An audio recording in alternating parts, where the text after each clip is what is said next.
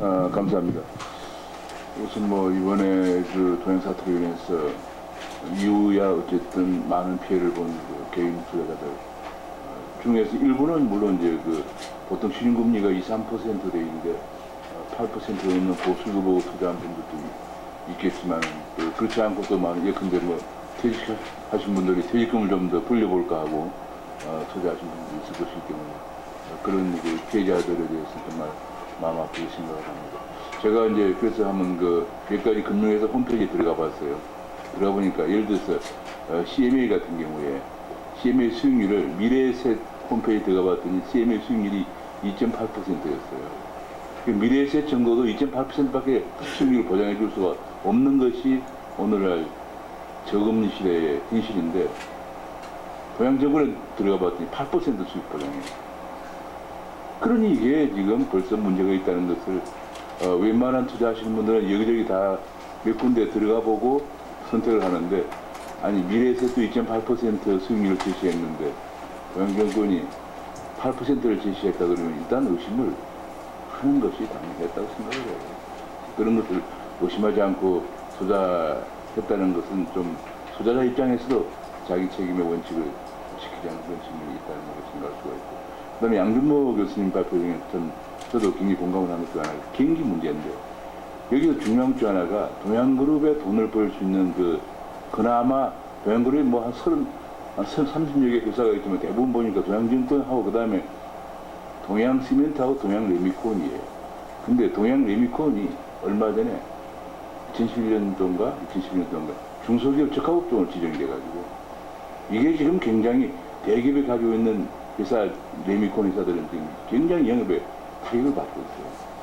저는 그래서 오히려 이번에 중소기업 적합업종 지정받은 뒤에 얼마나 타격을 받는지는 좀 구체적으로 경제 표현을 따져봐야 되겠지만은 동양 레미콘이 영업력 악화에 상당한 타격을 줄 것이다 하는 생각을 가지고 결과적으로 우리가 정부에서 추진하고 있는 경제민주화가 오히려 동양 사태를 초래했단 말이에요. 이런 가지고 생각해 볼 수가 있습니다. 그 부분은 좀 더 얼마나 됐는지 찾아봐야 되겠지만 경기도 악화되는 속에서 또 레미콘을 또 주력 그야말로 이익을 창출하는 회사가 중소기업 특화업종을 지적된 그런 문제점이 또 있었습니다. 그 다음에 앞에서 여러 가지 얘기를 다 많이 하시기 때문에 제가 몇 가지만 더 얘기하겠습니다. 우선 저는 이제 이번에 세미나의 논의가 감독상의 문제냐, 아주 금산분리 문제냐, 아니면 감독 외 운영상의 문제 이런 것이기 때문에 동양사태를 금융규제 감독상의 원인을 찾아보고 금산분리에 대해서 제 논의 문제점을 살펴보았습니다. 금융감독 규제상에는 앞에서 얘기했기 때문에 간단하게 얘기하면 첫째로는 금융기업보험시장에 대해서 과도하게 규제가 완화되고 제가 과거 자료들 보면은 과거에는 다 기업보험시장도 규제가 있었어요. 사실 이거 제가 한국은행에 우리 양준모 교수도 한국은행도 하지만 제가 처음 들어가서 업무 개장이 됐을 때 한 것 중에 하나가 그때는 이 융통보험이 없었어요. 제가 하는 일 중에 하나가 융통보험을 발행하면은 했나 안 했나 융통보험을 가지고 와서 은행에 할인하고 그걸 다시 한국은행에 와서 재할인을 해가나 이거를 제가 체크하는 일이에요. 그거 발견되면 엄중한 처벌을 내려줬던 게 제가 한국은행에 입했을 때 80년, 70년대 후반 80년대는 그렇게 했어요. 그래서 이제 우리가 금융기관이 공급하는 돈들이 실물 경제 활동에 들어가도록 됐습니다. 그 언제 그 후에 그냥 이게 전부 자유화되면서 기업들이 융통보험을 발행해서 자금을 조달할 수 있도록 허용이 되더니 이게 또 자본시장법이라는 게 생겨가지고 이걸 완전히 규제가 다 없어요. 자본시장법이라는 규제가 그나마 뭐 여러 가지 발행에 대해서 또 만기에 대해서 규제가 있습니다. 다 없애버렸어요. 그러다 보니까 이제 동양그룹같이 자금 조달하기 어려운 기업들이 이건 왜냐면 대표이사 그냥 이사의 의결될 필요 없어. 그냥 대표이사가 사인만 하면 돼요. 그러니까 이건 뭐 그냥 그리고 이제 그렇게 해서 발행해가지고 딴 데서는 미래에서도 2.8% 준다고 그러는데 8% 주겠다. 이러니까 이제 거기에 누님은 투자자들이 몰려들게 되는 거죠. 이런 기본적으로 그런 문제가 있어요. 그러나 우리가 중요한 것은 항상 고위험, 고수익 시장이 있어야 돼요. 그래야만이 기업들의 후도가 덜 납니다. 우리 잘 알지만 그래서 상당히 기업이 어려운 기업들도 고수익을 제시하면서 자금을 조달할 수 있어야 다시 쇄신할 수 있는 기회가 주어지기 때문에 이걸 너무 규제하면 안 되지만은 적절한 규제는 있어야 됩니다. 무조건 하고 그냥 아무나 가정에 하도록 이렇게 해서는 안 되겠다. 그런 생각이. 두 번째로는 이제 아까도 얘기한 그 금융투자 규정 제정안을 왜 6개월이나 시행을 늦췄는가 하는 그런 부분에서 좀 아쉬움이 있고, 그 다음에 이제 그럼에도 불구하고 그러면 이제 감독 당국 얘기로는 법이 그렇게 되어 있기 때문에 그건 다 감독할 수 없고 불완전 판매만 감독하는 것이 검사 감독하는 것이 감독 당국에 주어진 권한이다. 그러면은 제가 자를 보면 보통 2009년부터 벌써 감독을 했다고 그래요. 2009년부터 동양 그런 문제를 인지하고 했는데 그리고 이제 뭐 MOU도 체결했죠. 그리고 2011년부터는 벌써 3차례나 감독 검사를 나갔는데 이걸 발견 못했느냐 하는 얘기죠. 저는 그게 굉장히 아쉬운데 이번에 미국에서 미국 감독 당국이 조치를 보면은 JP 모간이 선의 투자자를 속여가지고 부실주택담보대출 정권을 판매했다고 해서 한국 돈으로 14조 원에 가진 겁니다. 여기 보면 우리 얻는 교훈은 그러면 그동안에 2011년 이후에 3번이나 감독을 검사를 나가가지고 발견을 못했느냐? 그건 못했다면 큰 문제죠. 발견하고도 아무런 조치를 안 해. 미국처럼 이렇게 엄중한 조치를 했으면 벌써 이 문제가 발생 안 됐겠죠. 그럼 엄중 조치를 왜 안 했느냐? 이런 문제가 제기됩니다. 이번에 미국 금융감독당국이 JP모간에 대해서 한 걸 보니까 정말 미국이라는 데는 한 번 걸리면 소생이 힘들어요. 어떤 회사에다 14조 원의 과징금을 물려가요. 그래서 법을 지키는 것 같아요. 그래서 그런 것들 좀 엄격하게, 미국엔 정말 엄격하게 적용되는구나 생각이 들었고. 이번에 이제 이걸 계기로 해가지고, 소위 말하는 공정거래위원장이라고 하는 사람이, 이제 분산물을 해야 된다. 옛날에 이제 우리 7월달에 통과된 법에서는 은행과 산업에 분리한다 해가지고, 참 우리나라는 어이가 없어요. 우리나라 속담 그대로 맞습니다. 사촌이 노는 사람은 배가 아프다 그래가지고, 사촌이 노는 사람은 배가 아파요. 그런데 내가 모르는 저기 양준모 교수나 우리 다른 교수가 빌딩 사도 배가 안 아프죠. 왜냐 모르니까. 우리 전삼 교수님이 여기 뭐 시내 큰 빌딩 사도 저 인상도나 전라도인 사람은 배가 아프죠. 그런데 또 사촌이 노는 사람 배가 아파요. 이게 참 우리나라의 기가 막힌 현실인데, 아니 사촌이 노는 사람은 나도 뭔가 좀 뜻고문이 떨리면 좋을 일이지 왜 그러고. 이게 말이죠. 그래가지고 이제 우리나라 교수들도 저도 뭐 학교 가고 교수 중에서 일본 교수 중에서는 바로 그런 신보들이 많아요. 그래가지고 우리나라 산업자본이 은행을 가지면 안 되는 거예요. 그래서 외환은행을 어떻게 했습니까? 론스타에 내는 거예요. 그 론스타가 10년 동안 가져간 돈이 7조 원 정도를 먹튀를 해. 7조 원 가져갔어요. 7조 원도 지금 적게 가져갔다고 국제사법재판소에 제소를 해놓고 있다.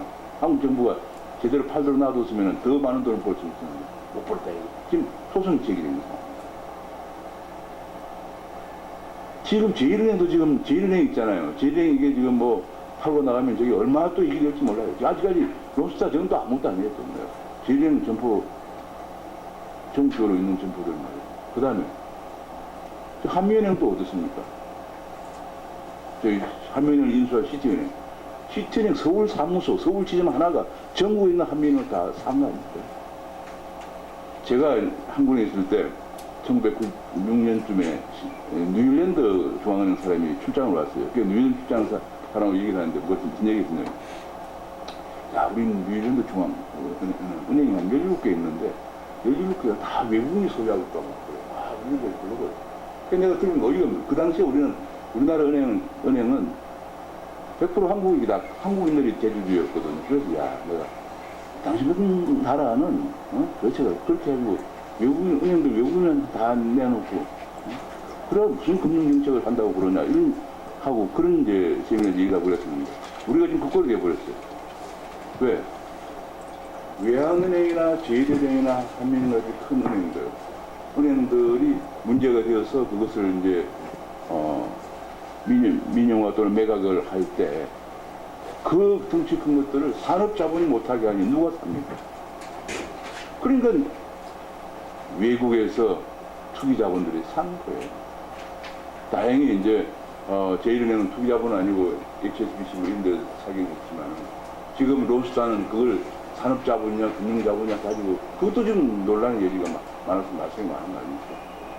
처음에 제일은행을 산 것도 산업자 HSBC가 아니고 어디 윌레든가 있는 뉴브리지 캐피탈이라고 하는 투기자본이에요. 그 뉴브리지 캐피탈은 다 망해갔는데 중남미에 투자해서 완전히 망해가는 것을 우리나라에서 엄청 돈을 벌어가지고 완전 세계적인 지금 세계적인 투자은행 그 은행이 됐어요. 그리고 이제 그걸 왜냐하면 제일은행 홀값에 사가지고 HSBC에 비싸게 팔았습니다.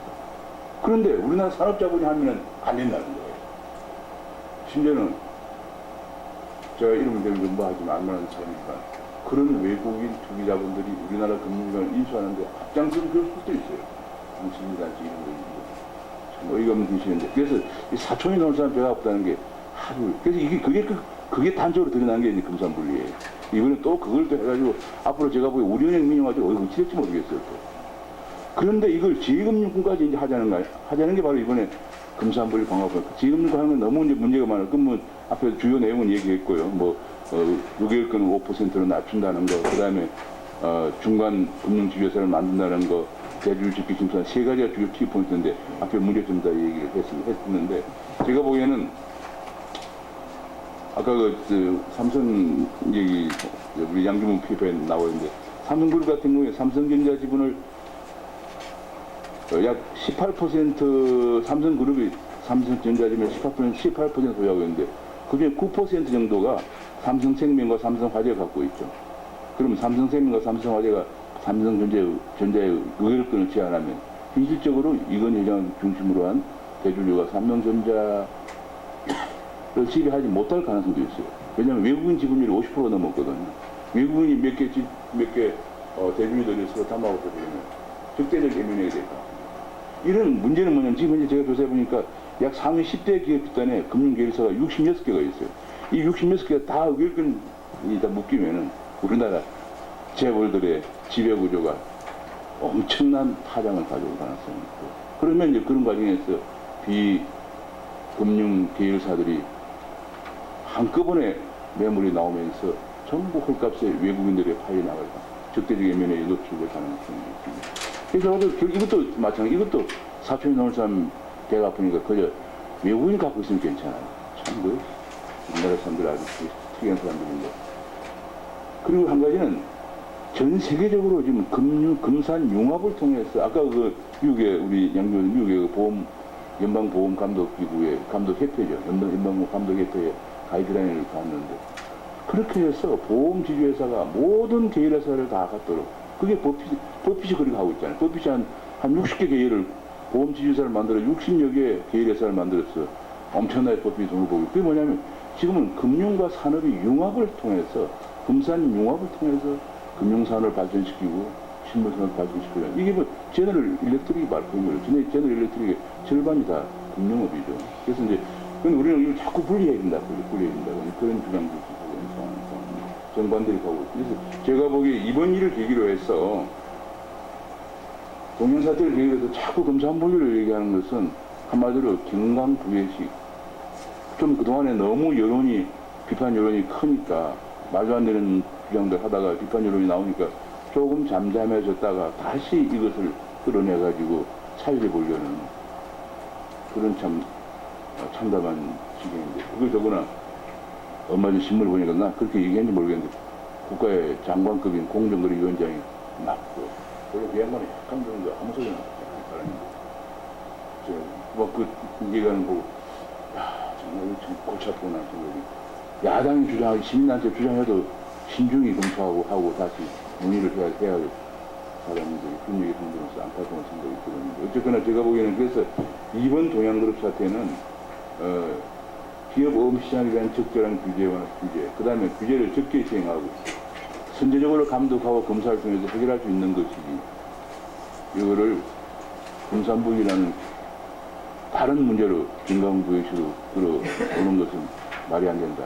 그런 그 묘지로 발표 마치겠습니다.